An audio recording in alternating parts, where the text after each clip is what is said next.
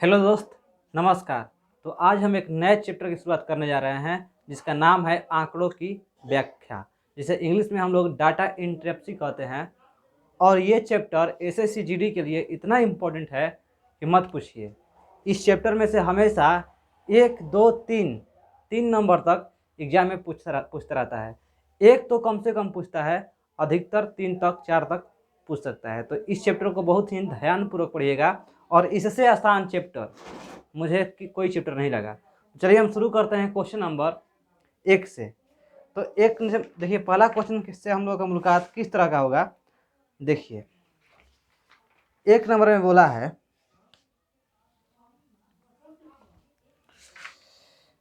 कि नीचे दिए गए रेखा चित्र 5 लगातार वर्ष y1, y2, y3, y4, y5 के लिए देश का आयात से निर्यात का अनुपात को दर्शाता है। यदि वर्ष y3 के लिए 35,000 करोड़ रुपया निर्यात है तो वर्ष y3 के लिए आयात क्या होगा। देखिए, पहला ही क्वेश्चन जबरदस्त क्वेश्चन है ये। और आप अगर सेट मारते हैं तो ऐसा क्वेश्चन बहुत बार आया होगा। तो देखिए, और ये क्वेश्चन अधिकतर लोग छोड़ देते हैं क्योंकि ये क्वेश्चन किसी को समझ में आता नहीं है। देखिए मेरे भाई, बोला है कि आयात से निर्यात का अनुपात, यानी कि आयात से निर्यात का अनुपात, आयात रेशियो निर्यात। और इसका जो रेशियो दिया है, बोला है कि y3 के लिए 35,000 करोड़ रुपया है। तो इसमें हम देखेंगे फिगर में कि y3 कहाँ है। तो आप ध्यान से देखिए कि आयात निर्यात और y3 के ऊपर 1.10 है, यानी कि 1.10 है। और आयात और निर्यात का अनुपात 1.10 है। ठीक है भाई, ठीक है दोस्त, क्योंकि y3 के लिए बोला है तो हम y3 पर जाएंगे तो 1.10 हो गया। अब देखिए, अगर यहाँ पर कुछ नहीं है तो यहाँ पर 1 है। अगर हम दशमलव हटाते हैं यहाँ पर तो क्या बैठता है दोस्त, तो 00 बैठता है। बताइए दोस्त, यहाँ तक आपको दिक्कत नहीं। अब बोला है कि y3 के लिए निर्यात 35,000 करोड़ रुपया है और निर्यात का मान दिया है 35,000 करोड़, यानी कि जो 100 का मान है ये हमारा 35,000 करोड़ रुपया है। 35,000 और ये क्या है, तो करोड़ रुपया है। 35,000 करोड़ रुपया है। तो बोला है कि y3 के लिए आयात क्या होगा, यानी कि आयात निर्यात का मान 100 बराबर 35,000, तो 110 बराबर कितना हो जाएगा। तो हम आप लोग पता है कैसे करते हैं कि 100 बराबर 35,000, तो 110 बराबर क्या हो जाएगा मेरे दोस्त। तो बोलिएगा सर, 35,000 110 नहीं सॉरी 100 गुने 110, 00 और हम इसको कटाएंगे तो हमारा आंसर आएगा 11 5 55, 11 33 5 38, 38 और 500, यानी कि इतना करोड़ रुपया जो है ये क्या है, आयात है। इतना करोड़ रुपया आयात है। ठीक है दोस्त, तो ये हमारा हो जाएगा आंसर। चलिए अब हम आगे क्वेश्चन करते हैं। क्वेश्चन नंबर 2 नंबर देखिए। 2 में बोला है कि नीचे दिए गए बार चार्ट में 7 विभिन्न मिठाइयाँ S1, S2, S3, S4, S5, S6, S7 में उपयोग हुई चीनी की मात्रा को मिठाई के कुल वजन के प्रतिशत के रूप में दर्शाया गया है। यदि S4 का कुल वजन 150 ग्राम किलोग्राम है तो मिठाई S4 में प्रयुक्त चीनी की मात्रा कितनी है। देखिए मेरे भाई, S4 का कुल वजन 150 किलोग्राम है, जिसमें चीनी जो है 18% है। S4 का कुल वजन मतलब मान लीजिए कोई मिठाई बनाने में हमको अगर कुल वजन का मिठाई मान लीजिए 150 किलोग्राम का है, हम बोलेंगे उसमें 18% चीनी है तो नहीं निकाल दीजिएगा। तो बस कहने का मतलब किसका इसका यही है, यानी कि S4 मिठाई का कुल वजन है 150 ग्राम, यानी कि मेरे दोस्त कुल वजन कहने का मतलब 100%, 100% जो है इसका मान है कितना, 150 किलोग्राम। और इसमें बोला है कि S4 में प्रयुक्त चीनी की मात्रा कितनी है। तो देखिए S4 में चीनी की मात्रा कितना है, 18%। तो इसलिए 18% बराबर 150 भागा 100 गुने 18। जब हम इसको हल करेंगे, 10 से 1 0 5 3 15 5 दूनी के 10 दूना 18, यानी कि 29 27 kg जो हो जाएगा। आंसर हो जाएगा। 27 kg जो है इसमें चीनी प्रयुक्त है। ठीक है भाई, चलिए आगे क्वेश्चन देखिए, क्वेश्चन नंबर 3।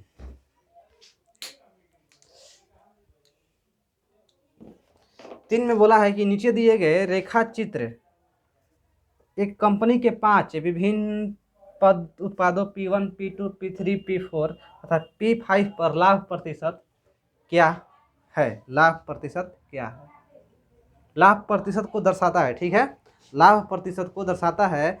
तो उत्पाद P3 का राजस्व 38,100 है, तो उत्पाद P3 का व्यय क्या है।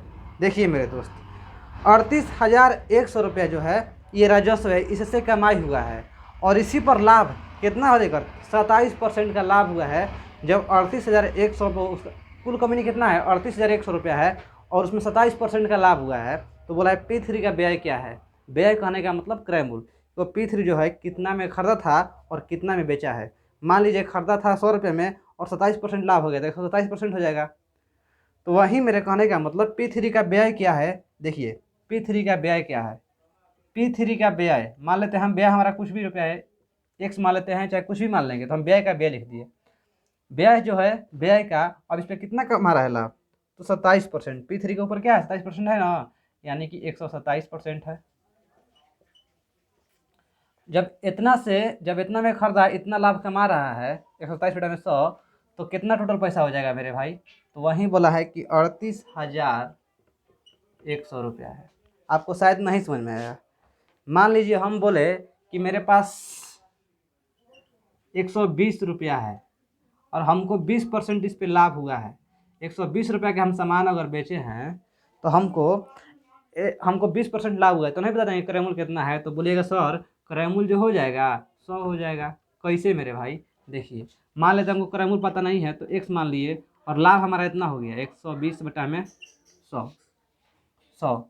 अब बराबर जो है 120 जो है विक्रय मूल्य है। ठीक है मेरे भाई, ये देखिए 120 से 120 कैंसिल और 100 यानी कि हमको पता चल गया ना कि क्रय मूल्य जो है 100 रुपया है। तो क्या इसी में तो सेम टू सेम करना है। क्रय मूल्य को हम व्यय मतलब क्रय मूल्य कितना में खरीदे हैं और उस पर 27% का लाभ हुआ है, तो व्यय गुने 27/100, और इतना में दाम टोटल बेचा है तो 38,100 रुपये में उसका राजस्व हुआ है। मतलब कुल कंपनी 38,100 रुपया का हुआ है। तो बोला है कि व्यय का मान निकालने के लिए क्या है मेरे भाई, समझ में आ गया। तो व्यय का मान निकाल देंगे, हमारा आंसर निकल के तैयार हो जाएगा। तो देखिए 127 या 381 होता है लगता है, 3 तो नहीं, ठीक है 127 या 381। तो इसलिए मेरे दोस्त व्यय बराबर 3 1 2 0 और यहाँ से 2 0 चला जाएगा ऊपर। तो 30,000 जो रुपया है ये हमारा व्यय है। 30,000 जो रुपया है ये हमारा व्यय है। ठीक है, चलिए अब आगे क्वेश्चन करते हैं। क्वेश्चन नंबर 4 देखिए क्वेश्चन नंबर 4 भी आ गया। ये बहुत ज़बरदस्त क्वेश्चन है ये सब। क्वेश्चन नंबर 4 देखिए, 4 में बोला है कि निम्नलिखित कथनों में से कौन सा सत्य है। यदि रेखा चित्र 5 लगातार वर्ष y1 y2 y3 y4 y5 के लिए एक देश का निर्यात की तुलना में आयात का अनुपात दर्शाता है। इसमें भी देखिए दोस्त आयात तथा निर्यात दे दिया है, तो आयात और निर्यात का अनुपात दिया है। ठीक है मेरे दोस्त, दिया है। अब बोला है कि कौन सा कथन सत्य है। तो बोला है ऑप्शन नंबर 1 में कि आंकड़े पर्याप्त नहीं है। ऑप्शन 2 में दिए गए 5 वर्षों के लिए वर्ष 3 के लिए आयात अधिकतम है, वर्ष y3 के लिए निर्यात वर्ष y2 के लिए निर्यात से अधिक है। दिए गए 5 वर्षों के लिए y1 के लिए आयात न्यूनतम है। देखिए मेरे दोस्त, हम इस क्वेश्चन को आंकड़े पर्याप्त नहीं है कह सकते हैं। बोलिए कैसे। तो देखिए मेरे भाई, अगर हम इसके जस्ट पहला क्वेश्चन पढ़े थे तो उसमें आयात या निर्यात का कोई मान दिया था, तो हम पता कर अगर एगो निर्यात का इसमें मान दे देता चाहे आयात का मान दे देता तो इस सब का मान निकल जाता और हम बता दें कि हाँ इसका ये वाला अधिक है, इसका ये वाला इतना कम है।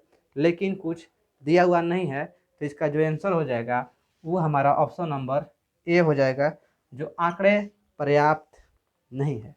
ठीक है भाई, चलिए क्वेश्चन नंबर 5 देखिए। 5 में बोला है कि नीचे दिए गए रेखाचित्र 5 लगातार y1 y2 y3 y4 y5 के लिए एक देश के निर्यात की तुलना में आयात का अनुपात दर्शाता है। तो यदि वर्ष y5 के लिए आयात 76,000 करोड़ रुपया है, तो वर्ष y5 के लिए निर्यात क्या होगा। देखिए अगर आप क्वेश्चन पढ़िएगा तो कंफ्यूज हो जाइएगा। बोला है कि निर्यात की तुलना में आयात का अनुपात, निर्यात की तुलना में आयात का अनुपात कोई करेगा ऐसे, निर्यात अब बटा में आयात, जो कि बिल्कुल गलत है। निर्यात की तुलना में आयात का अनुपात बोला है, यानी कि आयात जो होगा ऊपर होगा और निर्यात जो होगा नीचे होगा।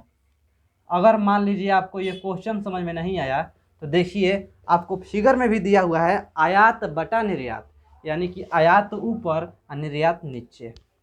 इसलिए बोले कि अगर आप क्वेश्चन पढ़ते हैं तो कन्फ्यूज हो जाएंगे, क्योंकि निर्यात की तुलना में आयात का अनुपात हम लोग क्या करते हैं कि जो आगे आया उसको ऊपर लिखे, जो बाद में आया उसको नीचे लिखते हैं। लेकिन नहीं, आयात निर्यात की तुलना में आयात का अनुपात, निर्यात की तुलना में आयात का अनुपात, यानी कि अनुपात आयात ऊपर रहेगा और निर्यात नीचे रहेगा। ठीक है मेरे भाई। अब बोला है कि ये वाई 5 के लिए आयात जो है 76,000 करोड़ रुपया है। वाई 5 के लिए आयात जो है 76,000 करोड़ रुपया है। पहले वाई 5 में देखते हैं क्या दिया है आयात निर्यात का अनुपात, तो 0.95, 0.95। अगर हम दशमलव हटाते हैं तो यहाँ पर क्या बैठता है, डबल जीरो बैठता है। हम चाहेंगे तो इसे कटा लेंगे और नहीं तो छोड़ भी देंगे, कोई दिक्कत नहीं है। देखिए अब बोला है कि आयात वाई 5 का आयात जो है 76,000 करोड़ रुपया है, 76,000। तो वाई 5 कौन है मेरे भाई, ये है। और 0.95 यानी कि हम दशमलव हटाते हैं तो 95 बराबर कितना हो गया, 76,000 करोड़ रुपया। 95 बराबर 76,000, तो इसलिए 100 बराबर 76,000 भागा 95 गुने 100, तो 19, ये हो जाएगा 20, 19 चौक 76 और 20 चौक 80, 80,000। तो ये जो हो गया 80,000 करोड़ रुपया, ये हमारा निर्यात है। 80,000 करोड़ रुपया क्या है भाई, तो निर्यात है। आयात 76,000 तो निर्यात 80,000 करोड़ रुपया। तो हम ये खत्म करते जा रहे हैं। चलिए 3-4 दिन में खत्म हो जाएगा और ये हमारा लास्ट चैप्टर है। शायद एक और बचा है चैप्टर जिसका नाम है मिक्सचर एंड नेविगेशन। हम इस चैप्टर को खत्म करने के बाद उसको अच्छे तरह से समझाएंगे। चलिए दोस्त, धन्यवाद।